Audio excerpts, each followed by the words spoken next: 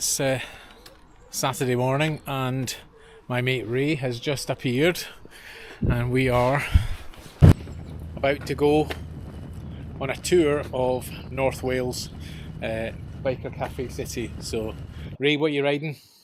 I'm riding a Moto Guzzi V100 Mandello.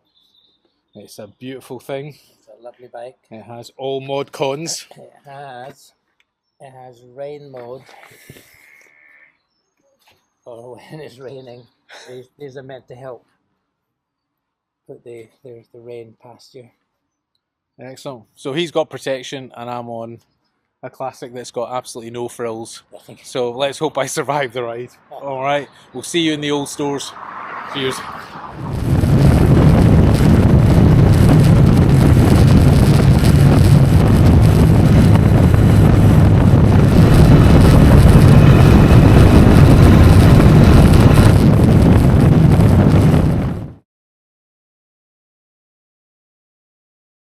How cool is this place?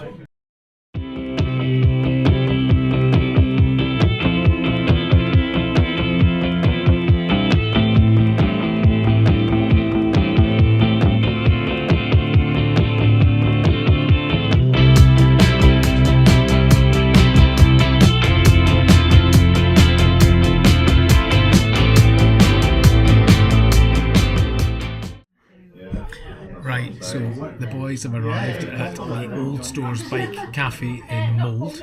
Ray, what did you think of the ride? The ride was fantastic. Well, after the rain of Liverpool to come into Wales and things dried up a bit, the roads are really good.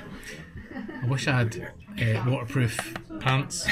I didn't think ahead, but that wasn't the wise. I say I was only spitting when we left Liverpool, but fair opened up in the whirl. It did, and the ride out was good. I followed you a good distance behind and slightly to the left. I don't know if you noticed most of the time. And I was watching the lines you were taking and the distances you were keeping. And you've certainly got a good riding style. In fact, one of the things that I noticed is like when we were on one of the Joe Cashways, there's a slip road, you automatically look like behind you. You know, so obviously these things have become sort of second nature to you now.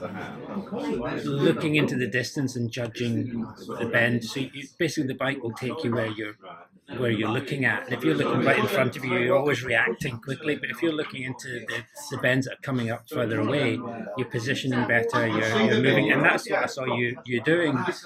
The other thing is that by looking ahead and things like that, you adjust your speed to approach the bend in the right way and at the right angle. And then the only other thing I've really learned over the years, again, motorbiking school of hard knocks, is always that checking your awareness. We get this lovely thing, don't we, in biking, of like a Zen experience where you're just in the zone and you're gliding around. And in those moments, which is the best moments of biking, you can sometimes forget your 3D awareness and always that checking your mirrors, or as you did, the look over the left shoulder. Just keeping that 3D awareness brings you back to reality. But yeah, absolutely. So we're going to go to Bala, and there's a coffee shop in Bala, and then we'll head to the bikes. So see you in a sec. So coming back the way we came.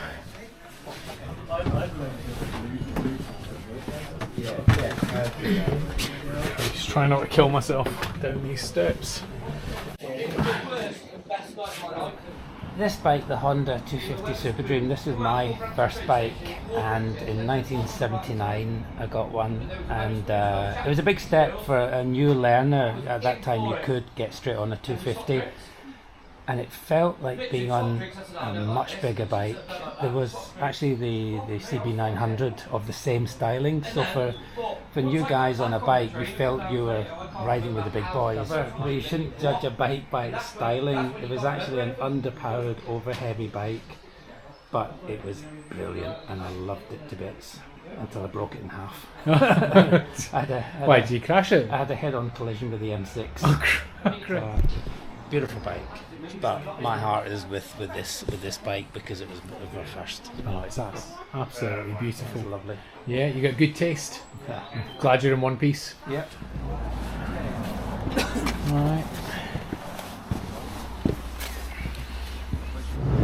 Right, let's do this. Let's head to Bala.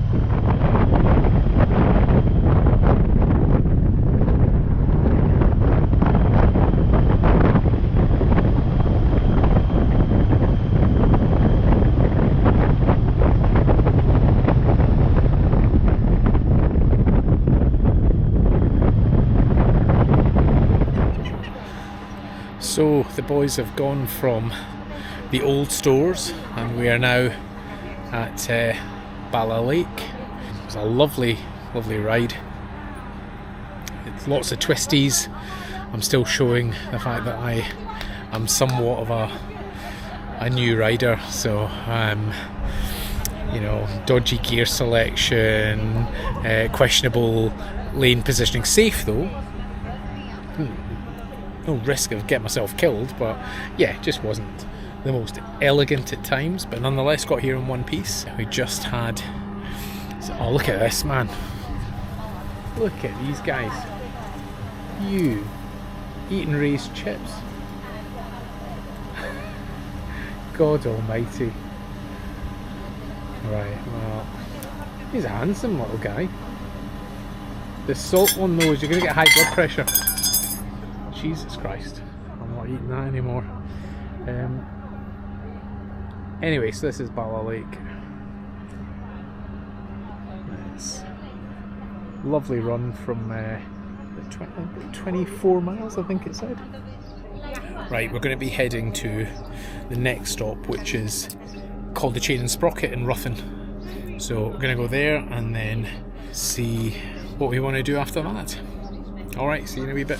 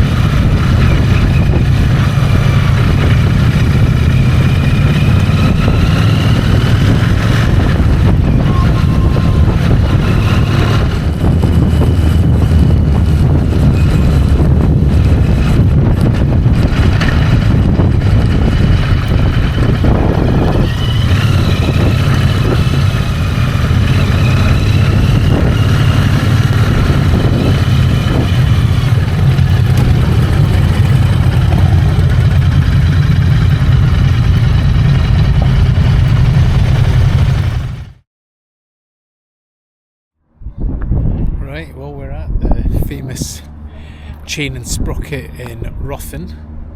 You can see the signage behind, and lots of lovely bikes. Oh, it's a gorgeous ride from Bala Lake, and yeah, it took, sometimes if you use the B line it takes all these B roads and it's super twisty and you can't really see much, where actually it's quite nice because Ray led this time and it was mainly on the A5, and I think it was A5, so it was a wider road and you could do 60, and actually you could take in some views rather than just concentrating on staying alive. Right, Ray, how was that ride? That was brilliant. Too slow drivers. Apart from that, it was brilliant. We got stuck behind a horse box, which is pretty typical. Yeah. But actually, it was a nice route. It was a very nice road. Yeah. And then once we got clear of the horse box, there's a guy in a white van doing 36 in a 60 zone for ages. But it wasn't suitable for overtaking, and there's no need to push it on a lovely day like this. Exactly. Yeah, so I got absolutely soaked this morning and was regretting not having waterproofs, but actually the waterproofs have stayed in my saddlebag, and the sun is out. It's absolutely glorious. So there's Ray talking knowledgeably to another biker, and that's the one thing that I struggle with when I come out on my bike, because I know next to bugger all about the mechanics of the bike, and so they ask me questions like, is that an air-cooled something or other, or water-cooled, and do you have a slipper clutch, and all of these things that I really should know, the kind of level of my knowledge, and I realised as a biker I should learn more about the bike, which I intend to do when I'm retired. But yeah, I end up not having a very sensible conversation with people, and it can get embarrassing. But thankfully the biker community are very forgiving,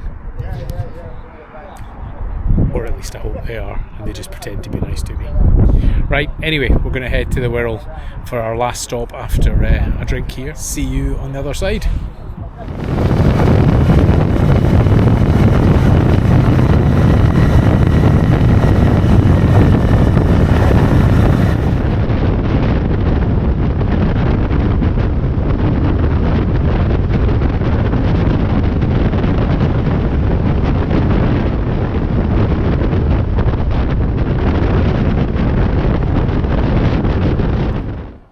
Good morning from a very warm and sunny Liverpool.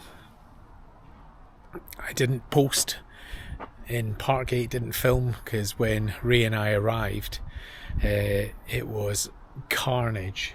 Every man and his dog was out for a drink because the sun had finally come out, and we struggled to get parked, and by the time we did, we sat down and there was a chap that immediately wanted to chat to us about biking, which is again part of the community, and it was lovely, but I didn't have it in me to get the camera out and start giving a breakdown of the ride from Ruthin to Parkgate. But it was nice. We had a drink before the long ride back. But anyway, we got back, got a shower, changed, and then went out for a curry, which is a lovely way to end on an afternoon's riding. Lovely long ride, 141 miles in total, and I really like the way we kind of route planned.